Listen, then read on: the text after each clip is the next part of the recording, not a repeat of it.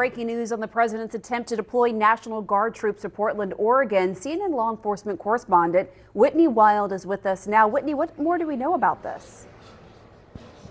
Well, there is a major victory for the Trump administration. They had sought to appeal this temporary restraining order that limited the National Guard's ability to be deployed in Portland. Originally, a district court judge had, as I said, put a restraining order on that, attempted to extend it. The Trump administration appealed, and for now, they are celebrating a major victory because this appeals court, the Ninth Circuit Court of Appeals, the three-judge panel who oversaw this case, has put a stay on that district court judge's order, which means that the Trump administration can deploy the National Guard troops to Portland to protect that ICE facility. This is an important win, again, for the Trump administration, but it is also significant when you look at the totality of how the judiciary around the country may look at similar cases. The Ninth Circuit is widely considered a more liberal circuit. The courts on the West Coast are largely considered more liberal courts. And so for the Ninth Circuit to give the Trump administration this win, that will put quite a bit of wind in their sails, Pamela, because they are facing other similar lawsuits in other districts throughout the country. One of the points that was made in the majority opinion here, it appears to suggest that there's a lack of assistance or maybe not enough assistance from the Portland Police Department. And as they are looking at the totality of the Trump administration's claims, the totality of a potential risk here, it appears that they do think that the Trump administration will likely win on appeal. And the reason I bring up the Portland assistance is because here in Chicago, the help from local law enforcement was one of the reasons that a judge issued a temporary restraining order on the National Guard being deployed in Chicago. And the point here, Pamela, is that as the judiciary looks at all of the factors here, what is the real risk to an ICE facility? What is the real responsibility for law enforcement in this area to protect them? They are considering the assistance they're getting from local law enforcement in deciding whether or not the National Guard is warranted here. And so, again, this is a major victory for the Trump administration. Our team is combing through this order now, as well as the dissent, to try to get, bring you the most detail about the reasoning here. This is a 57-page order in the majority. The dissent was another 36 pages, so we're still combing through all of that. But Pamela, in the short term, this means that the Trump administration can deploy the National Guard to that ICE facility in Portland. Back to you. So, in short, let me break it down from a C student's perspective. In short, Trump said that he was going to deploy the National Guard to Portland. The initial reason why he said that he was going to deploy the National Guard to Portland was because he wanted them in assistance to ICE agents to ensure that nothing was happening to people that were getting and deporting illegal migrants out of Portland. In addition to that, his longer term plan is to leverage the National Guard in Oregon, in Portland, to ensure that they actually start to fix some of the things that are too woke, like the enablement of crime, to clean up the streets, to clean up homelessness, similarly to how they did over in D.C. You ain't heard nothing in D.C. Memphis has been quiet as a church mouse. And so, as usual, you have these liberal governors that file lawsuits, and they all say the same thing. J.B. Pritzker said it. Gavin Newsom said it. The governor, I don't even know who the governor is over there in Oregon. They all say it. We're going to stop this. We're going to file a lawsuit against the Trump administration. And I will tell you that Trump is the real 52-0. He's the real 52-0 because all they doing is wasting your taxpayer dollars. The only people that win are the lawyers, because Trump is going to continue to do exactly what he is doing. And so they appealed the initial judge's order that Trump can't deploy the National Guard over to Oregon or over to Portland. And then when they escalated it up to an appeal, and even though these are liberal courts, they still sided with the Trump administration, and they sided with them based off of the reasons. But in addition to that, they also know that if it went up any further in the appeals process, that Trump was going to win it anyway. So why waste money? Why waste time? Why waste tax dollars? Let them fix your city. And why do they fight so vigorously with so much fervor against the Trump administration from deploying the National Guard to ensure that these cities are safe, that illegal migrants are removed, and so on and so forth, that the streets are cleaned up. Why are they doing that? Because they have been monetizing crime. That is the biggest liberal play. It is one of the last dominoes to fall. It's draining the swamp by finding out where the money is going. And so what happens is they get to petition the federal government for more dollars for illegal migrants, for illegal health care. That is why they are fighting and they are standing 10 toes down. Think about this for a second. Why would Democrats fight so heavily, fight so hard? They are willing to let people get laid off, for the government to shut down, for EBT and food stamps not to be implemented, for air traffic controllers not to be getting paid, for military members to potentially not get paid. Thank God Trump actually leveraged the tariff money to pay the military members, but they were willing to let the whole system crumble. They are still in the shutdown. For health care, now, of course, they're going to sell it to you and say, hey, man, the average cost of a family and healthcare and so on and so forth. But that's bull ass. That's BS. It's nonsense. It's been nonsense.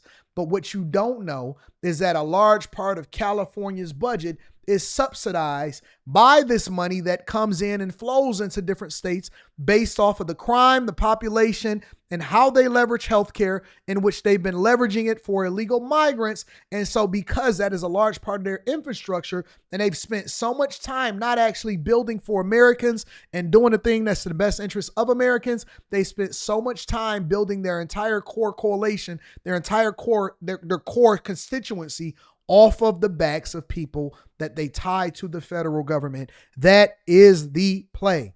Black people, you have been sold the biggest lie.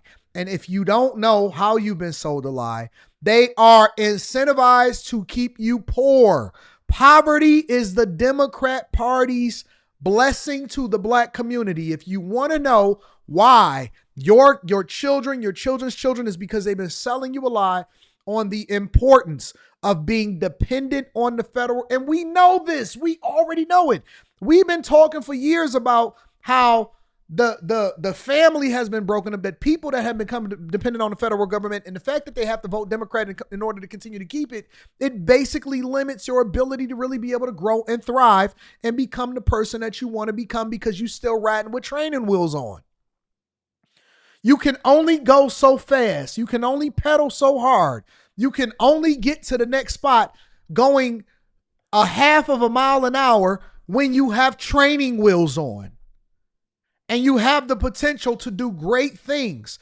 But what you do is you so scared to take the training wheels off because that would actually force you to pedal.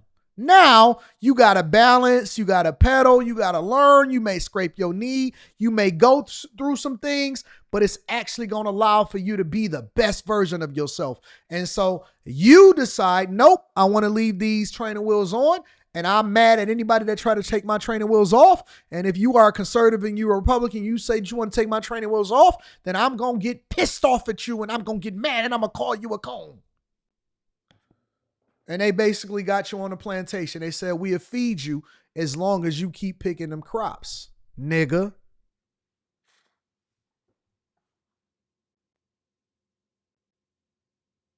I'll feed you. I'll give you food. Now, you don't know that you can go and get your own food, your own water. You can build your own house, your own infrastructure. They said, nah, I'll feed you as long as you keep picking that cotton, nigga.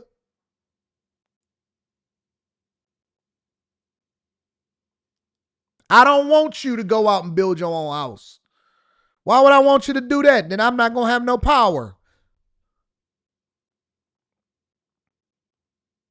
I'm not going to have no power.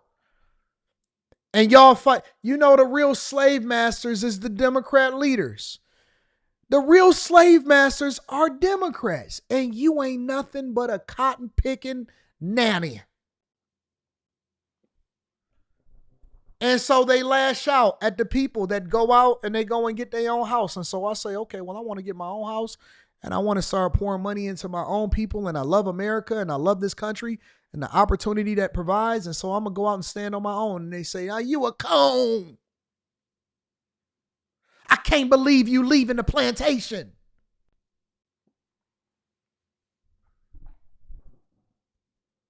They don't want you to get no money because people that get money and realize the opportunity, overwhelmingly, they become conservative and Republican. Overwhelmingly. The D.L. Hugleys of the world, they live next to the people that's actually selling you on the idea that you need to stay a Democrat. What you think? The D.L. Hughley live in the hood with you? He ain't hanging out with you. He touring these white venues. D.L. Hughley got a show. Don't he got a show here in Detroit? At a white man's venue? While he's sitting there with his angry, ugly behind, D.L. Hughley on his white man show.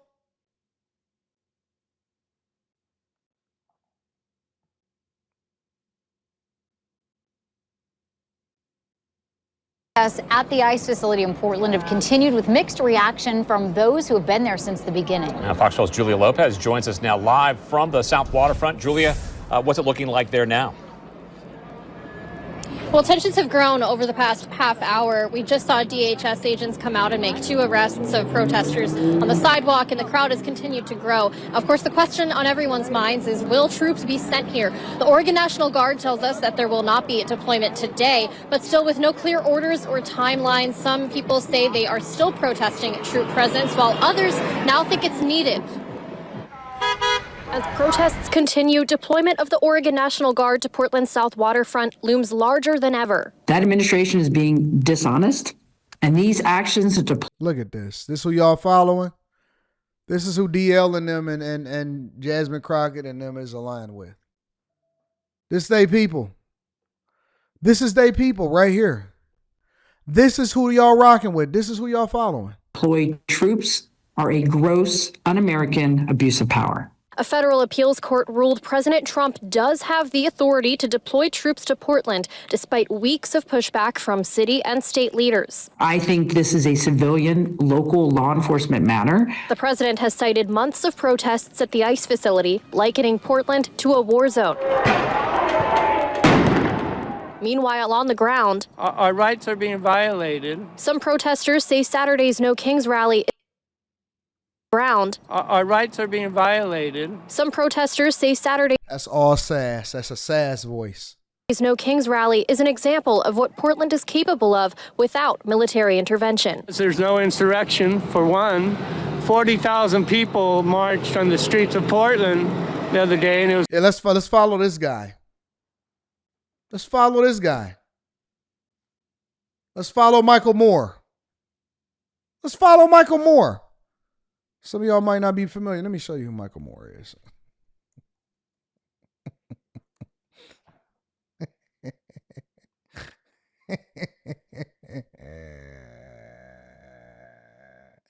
Michael Moore with a beard.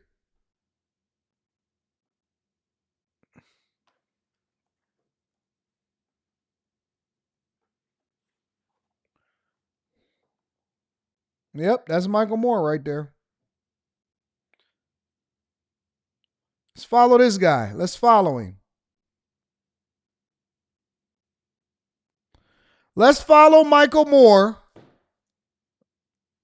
in Portland. I believe in you, Michael. Let's follow Michael Moore.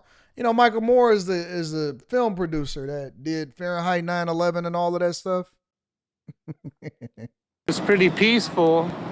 The problems begin when uniforms show up and get face-to-face with citizens. Other ICE protesters say they feel the National Guard is needed to keep other agencies in check and offer relief to local police. Although it is not okay to call military on your civilians, I have full faith that they are actually going to be able to help us. Rather than where we get the people that are poisoning us. We got ICE agents shooting us with glass marbles, and then we have the Portland Police Bureau that stands 30 deep on this corner while all the crimes are happening right around the corner. In a statement, DHS Secretary Kristi Noem, who visited Portland earlier this month, says, quote, "The law, U.S. Constitution, and Supremacy Clause back the president's action to protect the public and law enforcement. And today, this ruling has vindicated us." Portland Police Chief Bob Day says that the court ruling does not impact PPB's role. They say that they'll still have officers stationed near the ICE facility to address crime while upholding the First Amendment right to protest. Reporting live from the South Waterfront, Julia Lopez, Fox 12 Oregon. So essentially what we're looking at is another victory. I know, listen, I know that Trump administration, they got to be tired of winning. They got to be tired, exhausted, absolutely exhausted from winning. They got to be tired of winning, bro. You can't win this much. And not only are they winning, it also continues to take your dollars. They winning at your expense. So these people, they go out there and they sue the Trump administration and they get mad and they do all of these different things. And guess what it does? It continues to cost you money. If I were Democrats, I would be pissed that they keep losing and costing us money. But y'all don't care. Y'all don't care. Half of y'all don't pay no taxes anyway, remember? Half of y'all don't care because you think that you're going to spend rich people's money. You don't even know that it's going to come out of your own pocket, idiots. Dummies. If you let all of these liberals and they stuff live together honestly, without any of these people being subsidized by the people that's actually doing the work, they would all crash out, go broke, and then they would look to invade. That's the only reason why rich people like to keep y'all, in these same, well, not all together or whatever, and not just have you have your own city, because you would burn it to the ground and then you would try to riot over it everywhere else and say, oh, we want your resources too.